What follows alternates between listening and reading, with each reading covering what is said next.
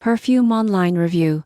Pricing explained what you get for your money. If you're browsing Perfume online to score designer fragrances at discounted rates, you might be excited, but most people get this wrong by assuming lower price always means lower risk. Perfume online sells branded fragrances at prices typically 20–50% below retail. For example, a Hermel designer perfume might be listed for instead of. Shipping is usually in the US, and international shipping varies. Many perfumes come with authenticity guarantees, but some customer reports warn about bottles arriving damaged or slightly different packaging. What you get: a wide selection of designer perfumes at reduced prices, occasional promotions, and free samples with some orders. What you give up: a risk: potential counterfeit products if you order from unofficial sellers or misread reviews. Here's how to evaluate. Step 1. Look for seller certifications and authenticity guarantees. Step 2. Compare prices. If it's far below market value, verify the source. Step 3. Check return policies in case the fragrance isn't genuine.